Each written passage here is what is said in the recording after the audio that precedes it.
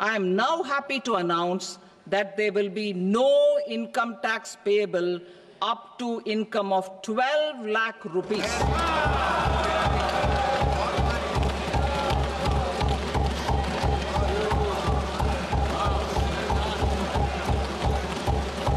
দেশের সরকার আগামী বছরের জন্য সরকারের আয় এবং ব্যয়ের বিভিন্ন এস্টিমেট তৈরি করে, যাকে চলতি ভাষায় আমরা বলি বাজেট।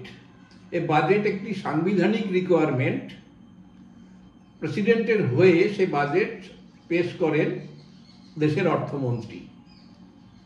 কখনো কখনো অন্য মন্ত্রীও করতে পারবেন, অর্থমন্ত্রী করবেন, এরকম কোনো সাংবিধানিক রিকোয়ারমেন্ট কিছু নেই, কিন্তু প্রথা অনুযায়ী সাধারণত অর্থমন্ত্রী এই বাজেট পেশ করেন। 1 ফেব্রুয়ারি সেই বাজেট পেশ করা হয়েছে এবং বাজেট নিয়ে প্রচুর উদ্দীপনা থাকে, বিশেষ করে ব্যবসায়ী মহলে, উত্তর ভারতে। কিন্তু বাঙালির তা নিয়ে অতটা তাপ উত্তাপ নেই। বাঙালি বড় জোর দেখে দু একটা দরকারি জিনিসের দামপত্র কিছু কম বেশি হলো কিনা, কোথায় দাম বাড়লো, কোথায় কমলো। এবং যারা চাকরি করেন তারা দেখেন যে ট্যাক্সে একটু সুবিধা কিছু পাওয়া গেল কিনা। যারা ব্যবসা করেন তাদের এ নিয়ে মাথা ব্যথা নেই, কারণ তাদের আগের থেকেই হিসাব করা আছে ট্যাক্সের রেট সরকার যাই করুক না কেন সে কতটা ট্যাক্স দেবে সেটা তার আগের থেকে ঠিক করা আছে। লাভ লোকসানের সাথে এই ব্যবসার একটা খুব হিসাব নেই। আর যারা কর্পোরেট বড় রকমের কোম্পানিগুলো কাজকর্ম করে তাদের ক্ষেত্রে কিছুটা ব্যতিক্রম হয় যদিও, কিন্তু আমাদের যে চেনা জানা সার্কেলের যেসব দোকানপত্র, যেসব ব্যবসা, ছোটোখাটো উৎপাদনের কাজ যারা করে, কিছু জিনিসপত্র তৈরি করে, হোটেল রেস্টুরেন্ট চালায়, তারা এসব নিয়ে বিশেষ মাথা ঘামায় না। ফলে বাঙালির কাছে এটা খুব একটা উত্তেজনার বিষয় না। তো ফলে কি হচ্ছে যে সমস্ত আলোচনাটাই শেষ দিকে গিয়ে দাঁড়ায় ট্যাক্স কোথায় কি হলো। অ্যাডভোকেট, চার্টার অ্যাকাউন্টেন্ট যারা এই নিয়ে নানান রকমের বুদ্ধি পরামর্শ দেন, তারাও বাজেটের পর থেকে নানান রকমের সেমিনারের আয়োজন করে। সেই সেমিনারগুলোতে যা চর্চা হয় তা মূলত এই ট্যাক্সের বিভিন্ন দিক নিয়ে। নতুন কোনো জিনিসের উপরে ট্যাক্স এলো কিনা, নতুন কোনো আইন আনা হলো কিনা, নতুন কোনো ধারা বিলুপ্ত হলো কিনা, তার ইম্প্যাক্ট কি হবে, সেই সব নিয়ে তারা সেখানে চর্চা করে। ফলে বাজেটের মূল আলোচনা যেটা, সেটা কেন্দ্রীভূত হয়ে যায় ট্যাক্সেশন বা ট্যাক্স পলিসির উপরে। কিন্তু বাজেটের মূল দিক সেটা না, সেটা হলো ফিসক্যাল ম্যানেজমেন্ট, রাজকোষের অর্থ আগম, অর্থের ঘাটতি এবং সেটাকে কিভাবে দেখা হচ্ছে। দ্বিতীয়ত, কর্মসংস্থানের ব্যবস্থা কি করা হচ্ছে, ক্যাপিটাল অ্যাসেট কিভাবে তৈরি করার জন্য কি ব্যবস্থা নেওয়া হয়েছে, এবং অন্যটি জনহিতকর কাজকর্মের জন্য কোথায় কি পরিমাণ খরচ করা হচ্ছে, তার দ্বারা জনগণ ডাইরেক্টলি বেনিফিট পাবে, শিক্ষা, স্বাস্থ্য ইত্যাদি দিকগুলো।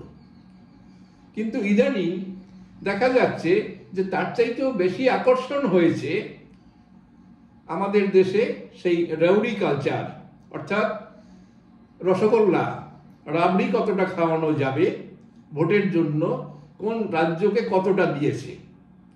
যেমন আমাদের পশ্চিমবঙ্গ থেকে যারা আলোচনা করছেন তাদের মেইন কথা হলো যে এখানে এই জনহিতকর এই কাজগুলোর জন্য সরকার বাজেট তেমন কিছু বাড়ায়নি, সেখানে বরাদ্দ বাড়ানোর কথা চিন্তা করেনি। অবশ্য এটা ঠিক কথা যে এই বাজেটে যা কিছু লেখা হয়েছে সেটা যে ফাইনাল হয়ে যাবে তা না। এরপরে এ নিয়ে পার্লামেন্টে 1 মাস ধরে আলাপ আলোচনা হতে থাকবে, সেখানে এর কিছু রদবদল হবে, যে সুযোগ দেওয়া হয়েছে কিছুটা কাটেই হবে, আবার যা দেওয়া হয়নি তা কিছু ইন্ট্রোডাকশন এর মধ্যে হবে। এইসব নিয়ে ফাইনালি বাজেট যখন পাস হবে তার সাথে বেশ কিছু পরিবর্তন দেখা যাবে। আমরা এই বাজেটের বিভিন্ন দিক নিয়ে আলোচনা করব। আমরা শুরু করব ট্যাক্সেশন দিয়ে। ট্যাক্সেশনের ক্ষেত্রে যেটা করা হয়েছে যে ট্যাক্স এবার আগের চাইতে ট্যাক্সের ভার খানিকটা লাঘব করা হয়েছে লোয়ার লেভেলের যারা ট্যাক্স পেয়ার তাদের উপর থেকে। বিশেষ করে যারা স্যালারি ইনকাম, যারা ছোটোখাটো আয়পত্র করছে তাদের জন্য কিছুটা বেনিফিট, অর্থাৎ আপাতত আমরা বলতে পারি যাদের ইনকাম 24 লাখ টাকা পর্যন্ত তারা বেশ খানিকটা বেনিফিটের দ্বারা পাবেন। এরপরে গিয়ে সেই বেনিফিটের আর ততটা জায়গা নেই। In the new tax regime, I propose to revise tax rate structures as follows: 0 to 4 lakh rupees nil, 4.8 lakh rupees to 4 to 8 lakh rupees 5%, 8 to 12 lakh rupees 10%, 12 to 16 lakh rupees 15%, 16 to 20 lakh rupees 20%, 20 to 24 lakh rupees 25%, and above 24 lakh rupees 30%. প্রথমত আমরা salaried এমপ্লয়ীদের কথা ধরি, কারণ তারাই এই নিয়ে বেশি ভাবে। অর্থনীতিতে ভাবা হয় যে ট্যাক্সের লায়াবিলিটি যদি কমানো যায় তাহলে পার্সেজের জন্য, বাজার থেকে জিনিস কেনার জন্য ক্রেতার হাতে বা সেই সব লোকদের হাতে কিছু বাড়তি পয়সা থাকে, ফলে বাজারে জিনিসের ডিমান্ড বাড়বে, মানুষের কনজামশনের ক্যাপাসিটি সেটা খানিকটা বাড়বে, এটা ধরা হয়। কিন্তু ছোটোখাটো কিছু রদবদল হলে সেটা যে খুব একটা হয় তা আমার মনে হয় না, কারণ তখন লোকেরা সেভিংসের দিকে বা অন্য কোনো ক্যাপিটাল ইনভেস্টমেন্টের কথাও তখন ভাবতে থাকে। তো যাই হোক, আমরা স্যালারির জন্য যেটা একটা বড় বুস্ট, সেটা হচ্ছে যাদের স্যালারি 12 লক্ষ টাকা পর্যন্ত, তাদের এই বাজেট অনুসারে তাদের কোনো ট্যাক্স দিতে হবে না। তার সাথে স্যালারি ইনকামের উপরে একটা এক্সাম্পশন থাকে, স্ট্যান্ডার্ড ডিডাকশন বলা হয় সেটাকে, সেটা অর্থাৎ সবাই সেই ডিডাকশনটা পেতে পারে। তার পরিমাণ হচ্ছে বছরে 75,000 টাকা। অর্থাৎ মূল যে গ্রস যে স্যালারি পাওয়া গেছে সেই স্যালারির উপর থেকে প্রথমে 75,000 টাকা বাদ যাবে। তারপরে যদি 12 লক্ষ টাকা থাকে তখন তাকে কোনো ট্যাক্স দিতে হবে না। এটা নিঃসন্দেহে একটা বড় রিলিফ, কারণ আগের হিসাবে যখন সেই 12 লক্ষ টাকা বা 12,75,000 টাকা পর্যন্ত ট্যাক্স দিতে হতো, তখন সাধারণত অন্য ক্ষেত্রে এই ট্যাক্স লায়াবিলিটি হবে 71,250 টাকা। অর্থাৎ স্ট্যান্ডার্ড ডিডাকশন প্লাস 12 লক্ষ, অর্থাৎ 12,75,000 টাকা পর্যন্ত যদি স্যালারি হয়, তাকে এর আগে 71,250 টাকা ট্যাক্স দিতে হতো। কিন্তু এখন এই প্রভিশনটা আসার ফলে তাকে কোনো ট্যাক্স দিতে হবে না। কিন্তু প্রশ্ন একটা, যার ইনকাম সেই 12,75,000 টাকার ধাপ পার হয়ে গেছে, আমরা থিওরিটিক্যালি একটা কেস ধরি যেখানে তার ইনকাম 13 লক্ষ টাকা হয়ে গেছে, অর্থাৎ 12,75,000 টাকার ব্র্যাকেট পার হয়ে তার 25,000 টাকা বেশি ইনকাম হয়ে গেছে। তখন এই প্রস্তাব অনুযায়ী তার কিন্তু ট্যাক্স দিতে হচ্ছে, তার ট্যাক্স লায়াবিলিটি হয়ে যাচ্ছে অনেকটাই বেশি, প্রায় 75,000 টাকা। তাকে 75,000 টাকা ট্যাক্স দিতে হবে 25,000 টাকা ইনকাম বেড়ে যাওয়ার জন্য, অর্থাৎ ডাহা লোকসান 50,000 টাকা। তাহলে সে কি করবে? ওই 25,000 টাকা স্যালারি বর্গ করবে যে না বাবা, আমার এই স্যালারি চাই না, কারণ ওটা পেতে গেলে আমাকে 75,000 টাকা ট্যাক্স দিতে হবে, আর তোমার স্যালারিটা না নিলেও আমার 50,000 টাকার বেনিফিট। এ নিয়ে এখনো অবশ্য অনেকে আশা করছে যে সরকার এই নিয়ে ক্লারিফিকেশন দেবে, ইনস্ট্রাকশন ইস্যু করবে। সেখানে হয়তোবা 87 একটা ধারা আছে যেখানে ট্যাক্সের উপরে কিছুটা বেনিফিট দেওয়া হয় বিভিন্ন সময়, যে সেইভাবে হয়তো যার স্যালারি 12,75,000 টাকার উপরে, তাদের জন্য ওই 12,75,000 টাকার উপরে যে ট্যাক্স হচ্ছে, অর্থাৎ 71,250 টাকা, সেই টাকাটা হয়তো সেখান থেকে মোটের উপর থেকে বাদ যাবে। অর্থাৎ যদি তার 13 লক্ষ টাকা স্যালারি হয়, তখন তার যে ট্যাক্স লায়াবিলিটি হচ্ছে সেটা হচ্ছে 75,000 টাকা, আর ওই এক্সাম্পশন লিমিট পর্যন্ত ধরে তার ট্যাক্স লায়াবিলিটি হতো 71,250 টাকা। এই দুটোর মধ্যে যে পার্থক্য সেটা হচ্ছে 3,750 টাকা, সেইটুকু ট্যাক্স তাকে দিতে হবে মাত্র। কিন্তু যারা ট্যাক্স বিশেষজ্ঞ তারা কেউ কেউ মতামত এর মধ্যেই দিয়েছেন, তারা বলছেন যে না, এইটা হয়তো বা হবে না, তাকে পুরো টাকার উপরেই 75,000 টাকাই ট্যাক্স দিতে হবে। নিঃসন্দেহে এটা একটা ইনজাস্টিস।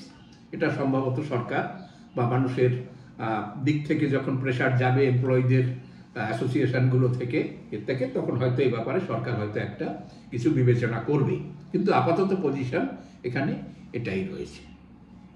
এরপরে অন্য অন্য ট্যাক্স পেয়ার, অর্থাৎ স্যালারি ট্যাক্স পেয়ার যারা, তার সাথে তাদের যদি অন্য ইনকাম থাকে, কেউ সেখানে শেয়ারের ব্যবসা করছে, কেউ টাকা পয়সা কিছুটা জমিয়ে রেখেছে, ইনভেস্টমেন্ট করছে, এইসব কাজকর্ম করে তার যদি বাড়তি ইনকাম থাকে, কারুর বা ঘর ভাড়া ইনকাম থাকতে পারে, সেই সবগুলো যদি হয় তখন কিন্তু সে আর ওই আওতার মধ্যে যাচ্ছে না। তাকে সাধারণ যে ট্যাক্স পেমেন্টের যে সিস্টেম তার মধ্যে যেতে হবে, ওই ৭৫,০০০ টাকা স্ট্যান্ডার্ড ডিডাকশনকে ধরে নিয়ে। তারপরে অন্য অন্য ক্ষেত্রে যারা, তাদের যে ট্যাক্সের স্ল্যাব আগে কিন্তু কম ছিল, আগে মাত্র 5টা স্ল্যাব ছিল, 5%, 10%, 15%, 20% এবং 30%। অর্থাৎ 15 লাখ টাকার উপরে স্যালারি হলে, কারোর ইনকাম যদি হয়, তখন সেখানে 30% ট্যাক্স দিতে হতো তার উপরে, বাড়তি সমস্ত আয়ের উপরে। এবারে সেই গোড়ার দিকটা বাড়িয়ে, যেমন 3 লাখ টাকা পর্যন্ত আগে ট্যাক্স দিতে হতো না, এখন সেটাকে 4 লাখ টাকা করা হয়েছে। অর্থাৎ ওখানে 1 লাখ টাকার বেনিফিট হচ্ছে। 1 লাখ টাকা যখন 30% রেটে লাস্টের দিকে চলে যেত, তখন তার জন্য ডাইরেক্ট 30,000 টাকা ট্যাক্স পেমেন্টের দায়িত্ব, সেই 30,000 টাকার লায়াবিলিটিটা কিন্তু ওখানে ডাইরেক্ট কমে গেল। এবারে 4 থেকে 8 লাখ টাকা পর্যন্ত যাদের ইনকাম হবে ফার্দার, সেখানে তাকে দিতে হবে 5% ট্যাক্স, এবং 8 থেকে 12 লাখ পর্যন্ত যখন হবে, তখন সেইটুকুর জন্য, অর্থাৎ ওই 4 লাখের জন্য দিতে হবে 10% হারে ট্যাক্স। 12 থেকে 16 পর্যন্ত ইনকাম হলে, এটা লাখ টাকার হিসাবে, তখন তাকে দিতে হবে 15% রেটে ট্যাক্স। ঠিক তেমনিভাবে 16 থেকে 20 তখন কিন্তু ট্যাক্সের রেট হয়ে যাবে 20%, অর্থাৎ ওই 4 লাখের উপরে 20% ট্যাক্স। এবারে 20 থেকে 24 লাখ পর্যন্ত, অর্থাৎ ইনকামটা যদি 24-এর মধ্যে থেকে যায়, তখন তাকে দিতে হবে 25% হারে ট্যাক্স। 24 লাখের উপরে যখন হবে, তখন সেই টাকার জন্য যতটা বাড়তি থাকবে, অর্থাৎ 10, 20, 50 লাখ যাই হোক না কেন, তার জন্য তার ট্যাক্স দিতে হবে 30% হিসাবে। এইভাবে হিসাবপত্র করে দেখা গেছে যে বিভিন্ন স্ল্যাবে লোকদের বেশ খানিকটা বেনিফিট হচ্ছে। অর্থাৎ যাদের ইনকাম 4 লাখ টাকা পর্যন্ত, তারা 5,000-এর বেনিফিট পাচ্ছে। যাদের 7 লাখ পর্যন্ত, তারা বেনিফিট পাচ্ছে ওই 5,000-এর। যাদের ইনকাম 8 লাখ টাকা হয়ে গেলে, তারা 10,000-এর বেনিফিট পাচ্ছে। এইভাবে ধীরে ধীরে ধাপে ধাপে আমরা এখানে একটা চার্ট দিয়ে দিই, এই পড়ার বদলে বা দেখানোর বদলে। সেটা একটু লক্ষ্য করলে দেখবেন যে সেখানে যাদের ইনকাম 24 লাখ টাকা পর্যন্ত, তারা এই নতুন রেটে 1,10,000 টাকার বেনিফিট পাবেন, অর্থাৎ ট্যাক্স তাদেরকে কম দিতে হবে। সেই দিক থেকে এটাকে বলা হয় ইকোনমিক বুস্ট। অর্থাৎ তারা এই 24 লাখ টাকা পর্যন্ত যাদের ইনকাম, তারা 1,10,000 টাকা ট্যাক্স বাঁচাতে পারবেন। তাহলে তার ক্রয় ক্ষমতা আরো বাড়বে, সেই তার হাতে ব্যয় করার মতো আরো 1,10,000 টাকা থেকে গেল। এর ফলে কি হবে? বলা হচ্ছে যে অর্থনীতি অন্য দিক থেকে বেনিফিট পাবে।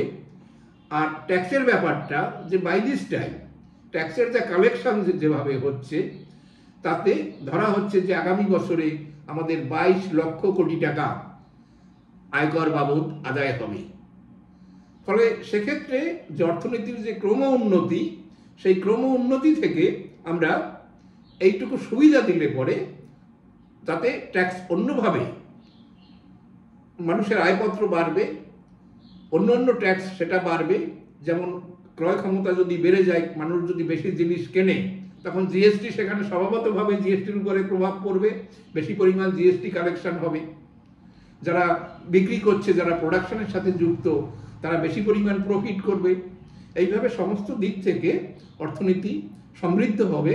ফলে এই ট্যাক্স থেকে যেটুকু আপাতত লস মনে হচ্ছে, সেটুকু কিন্তু আসলে লস নয়। ফলে এইটা দিক দেখিয়ে আমরা ট্যাক্সের দিকটা বললাম, যেটা একটা পজিটিভ দিক। সরকার এই সিদ্ধান্ত নিতে পেরেছে। আরও সঠিকভাবে আরও নিলে, আরও খানিকটা বেনিফিট দিলে হয়তো বা আরও সুবিধা হতো। কারণ ট্যাক্স আদায় করার চাইতেও ট্যাক্স ফাঁকি বন্ধ করাটা আমাদের ট্যাক্সের ক্ষেত্রে সবচাইতে বেনিফিট হয় বলে আমাদের ধারণা। ধন্যবাদ।